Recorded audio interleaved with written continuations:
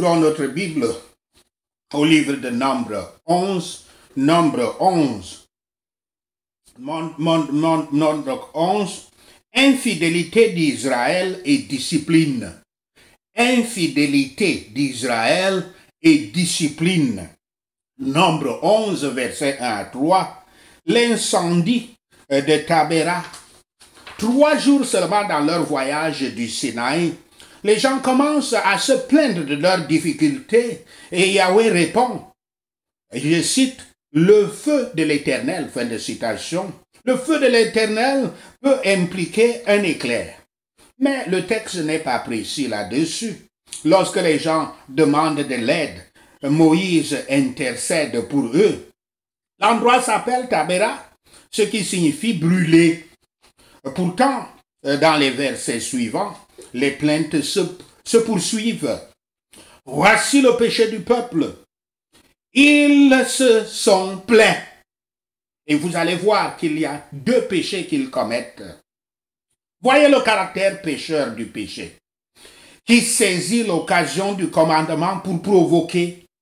La faiblesse de la loi mit à découvert le péché, mais ne pouvait pas le détruire.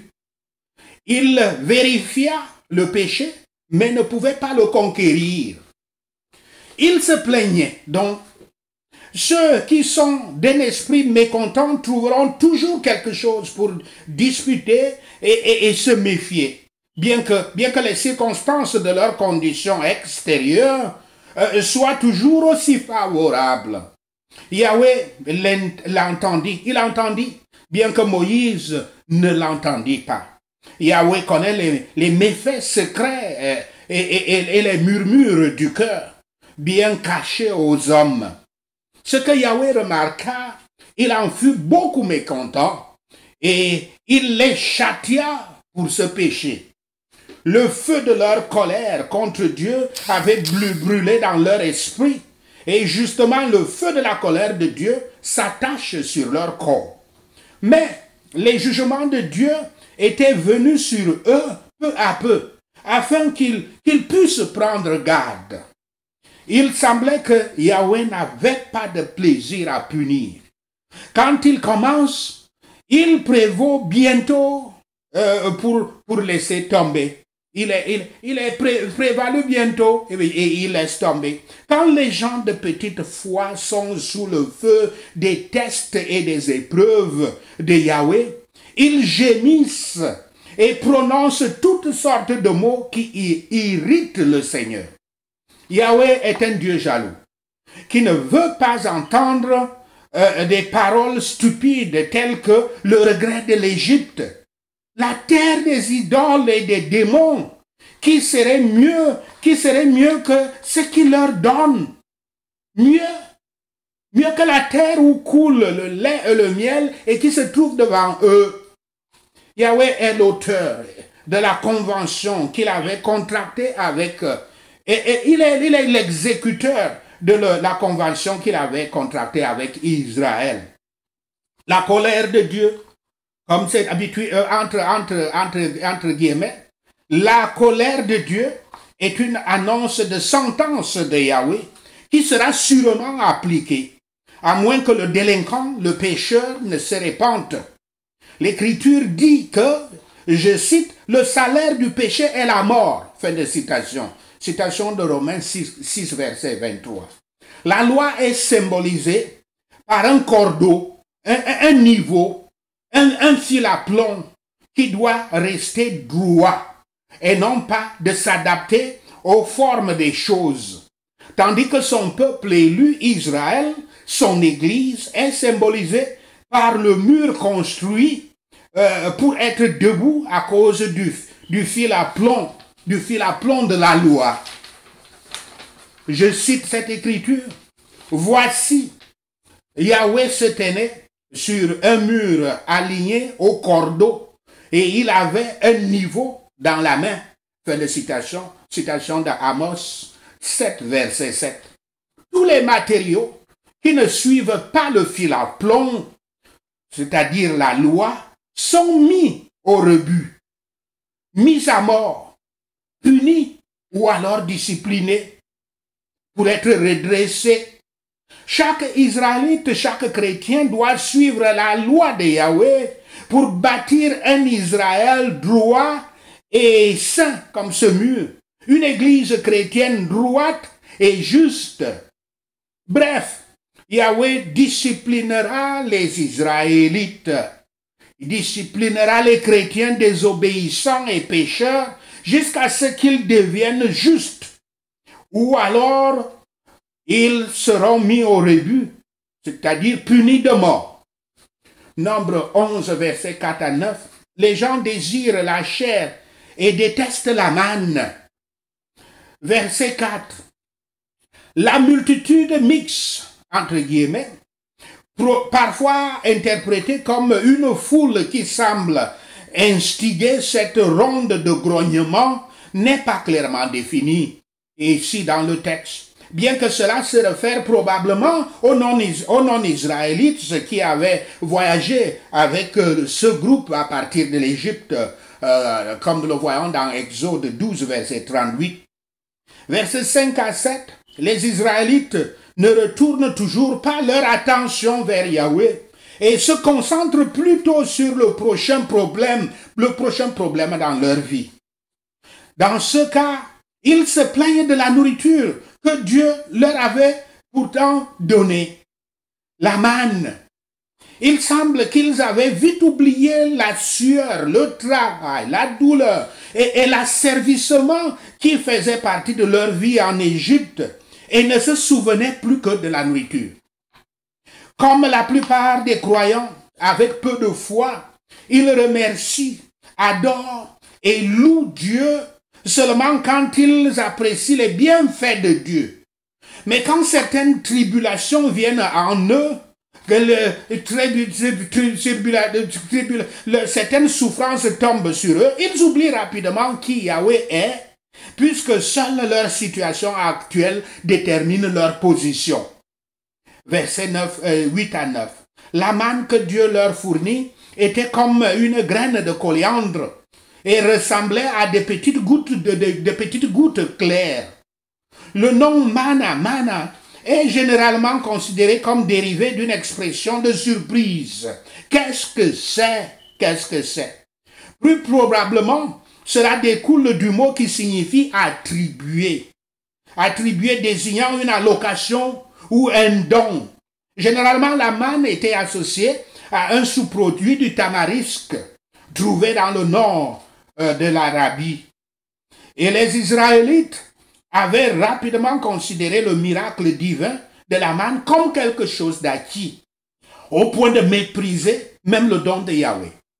L'homme, ayant abandonné son repos, se sent mal à l'aise et misérable, bien que prospère. Ils étaient fatigués de la disposition de Dieu, la disposition que Dieu leur avait faite, bien que saine et nourrissante. Ça ne leur coûtait pas de l'argent, ou des soins, ou le travail de la rassembler. Le travail même pour la rassembler était très peu, en effet. Mais ils parlèrent du prix peu coûteux, moins cher d'Égypte, et des poissons qu'ils mangeaient librement, gratuitement, comme si cela ne leur coûtait rien, alors qu'ils le payèrent chèrement, avec beaucoup de peine. Ils commettaient ainsi le péché du mensonge, péché de mensonge.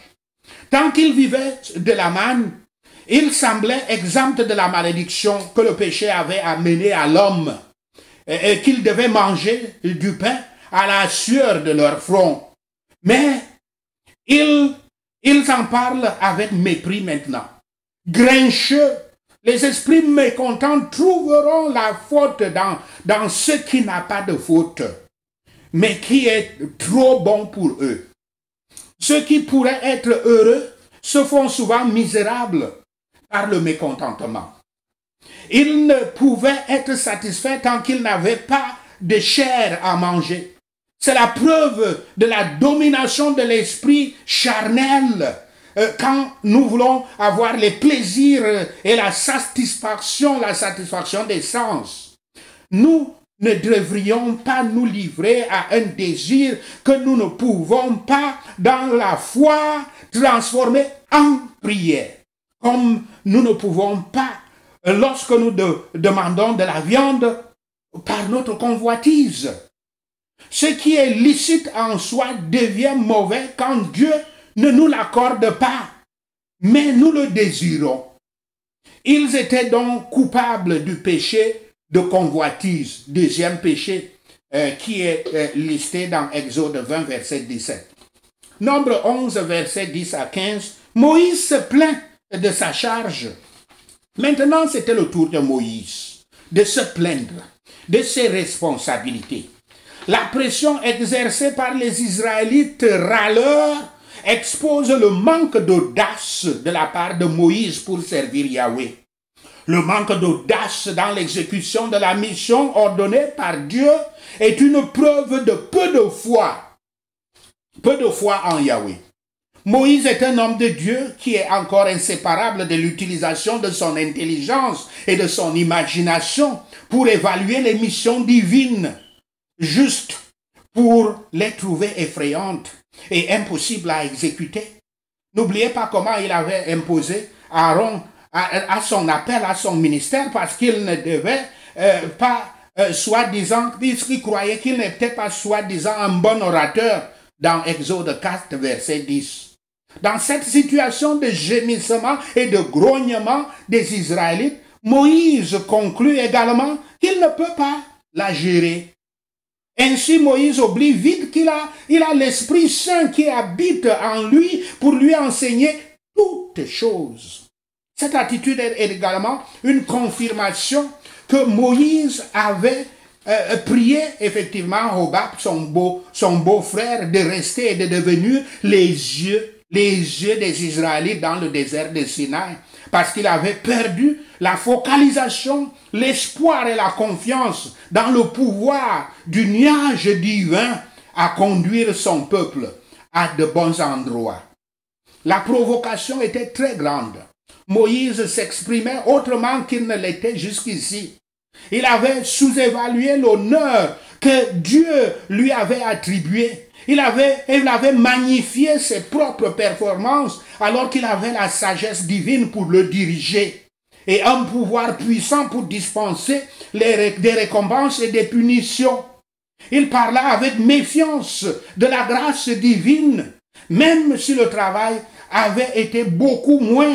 Il ne pouvait pas l'accomplir par sa propre force, mais s'il avait été beaucoup plus grand, par Dieu le fortifiant, il l'aurait fait.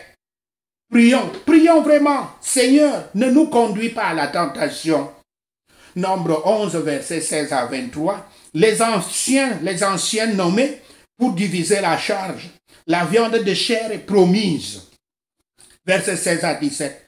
Moïse est chargé de nommer 70 anciens parmi les Israélites.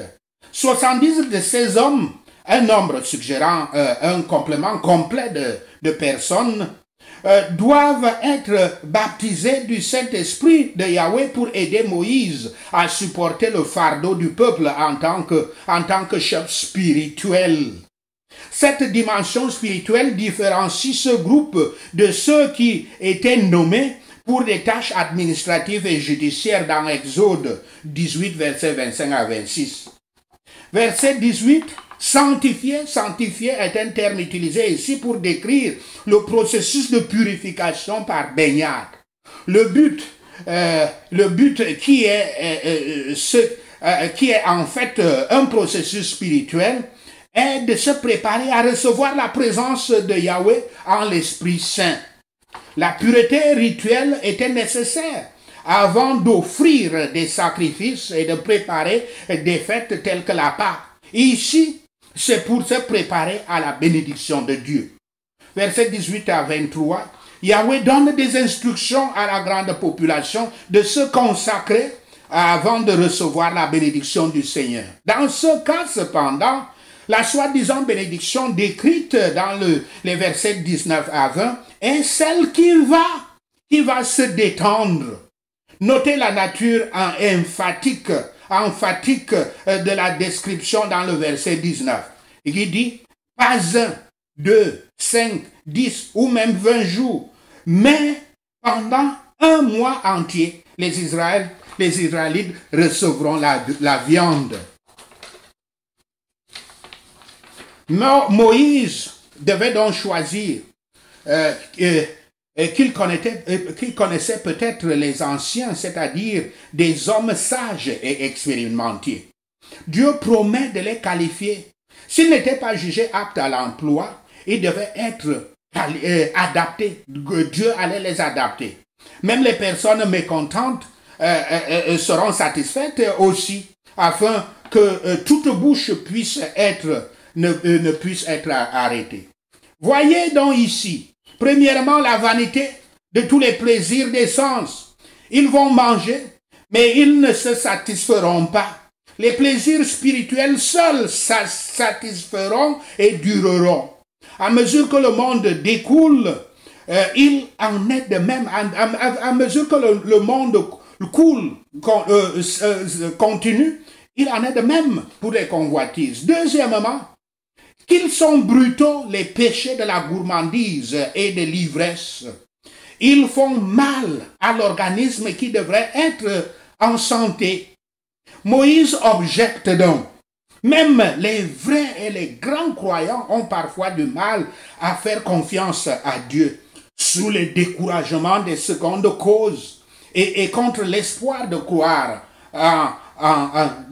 contre l'espoir de croire en l'espoir. Yahweh ici amène Moïse à ce point. Yahweh, Dieu est tout puissant et met la preuve sur le problème. Tu verras si ma parole se réalisera ou ne se réalisera pas. Ainsi parle Yahweh. Si Yahweh parle, c'est fait. Nombre 11, versets 24 à 30. Le Saint-Esprit repose sur les anciens. Versets 25 à 26. Voyez ici que le Saint-Esprit dans Yahweh a donné à Moïse tous les pouvoirs dont il avait besoin pour diriger efficacement le peuple. Car Yahweh n'a pas donné aux 70 dirigeants de nouveaux pouvoirs spéciaux, puisqu'il leur a simplement transféré une partie du pouvoir que son Saint-Esprit a mis à la disposition de Moïse. La promesse que Dieu donne au verset 17 est accomplie ici. Mais selon le texte, le don de prophétie semble être un événement unique qui a prouvé la présence de Dieu. Comme nous le voyons au Nouveau Testament, parler en langue est la preuve que le Saint-Esprit est effectivement entré en la personne. Deux des hommes, Elad et Médad, qui avaient été enregistrés parmi les 70, restent dans le camp. Ils ont également prophétisé là-bas. Versets 28 à 30, la réponse de Moïse à Josué contraste considérablement avec ses expressions antérieures de plainte et de désespoir. Au lieu de se sentir menacé, maintenant qu'il est assuré de l'aide de 70 dirigeants, Moïse félicite plutôt l'événement. Un ressentiment de la réponse de Moïse peut être son désir de soulager davantage la lourde responsabilité du leadership, mais il révèle également un cœur ouvert à la direction de Dieu. Nous avons ici l'accomplissement de la parole de Dieu à Moïse, qu'il devrait avoir de l'aide pour le gouvernement d'Israël. Il donna de son esprit aux 70 anciens. Nombre 11, versets 31 à 35, les codes sont donnés. Versets 31 à 32, ces versets décrivent le vent qui a amené les cailles. Les cailles qui sont des oiseaux comme des poules au camp. L'ampleur de la caille est mesurée de 3 façons. 1. L'étendue de la répartition. 1 jour de voyage dans chaque direction, c'est-à-dire 12 à 15 000. 12 à 15 000, c'est-à-dire plus de 25 kilomètres. Deuxièmement, la profondeur des piles.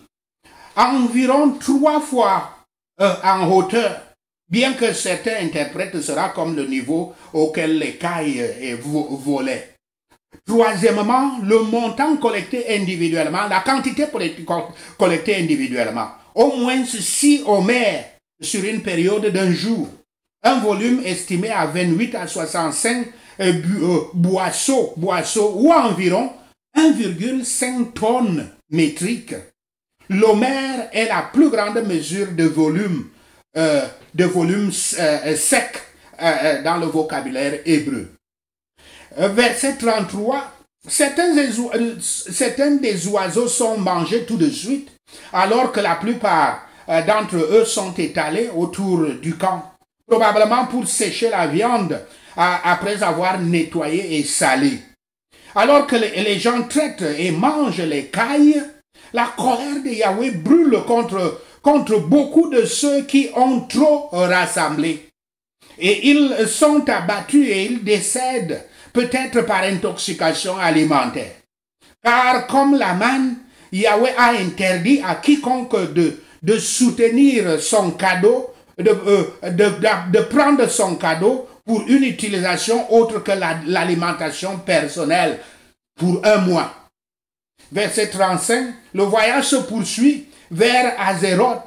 L'emplacement précis est une conjoncture. Dieu a fait sa promesse au peuple en lui donnant de la viande. Combien d'hommes plus diligents sont en train de recueillir la viande qui périt que de travailler pour la viande qui dure, la vie éternelle? Nous avons une vision rapide pour les affaires du temps, du monde, mais la bêtise nous persuade des préoccupations de l'éternité. Pour atteindre les avantages mondains, nous n'avons besoin d'aucun argument. Mais quand nous voulons sécuriser la vraie richesse, alors nous sommes tous oublieux, nous devenons oublieux et exigeants. Ceux qui sont sous le pouvoir d'un esprit charnel auront leur convoitise accomplie, même si ce sera pour le dommage et la ruine de leurs âmes précieuses. Ils ont payé cher pour leur fête. Yahweh accumule souvent les désirs des pécheurs dans la colère, alors qu'il nie les désirs de son peuple dans l'amour. Ce que nous désirons indûment, si nous l'obtenons, nous avons des raisons de craindre que nous serons d'une manière ou d'une autre dans un chagrin et que nous traverserons, nous allons rencontrer. Et quelles sont les multitudes, quelles sont les multitudes dans tous les endroits qui raccourcissent leur vie par un excès d'une sorte ou d'une autre. Cherchons les plaisirs qui satisfont, mais qui ne sont jamais un obstacle et qui dureront pour toujours. Sachez-le, et le Seigneur Yahweh vous bénira. Amen. Alléluia. Merci Seigneur Yahweh pour ta parole de sagesse, ta parole de direction. Merci Seigneur pour ta parole de sagesse, ta parole d'illumination, ta parole de renforcement spirituel, ta parole de croissance spirituelle, ta parole d'élévation spirituelle. Seigneur, nous te rendons grâce, nous te louons, nous te glorifions. Au nom de Yahshua le Messie, nous prions. Amen. Alléluia.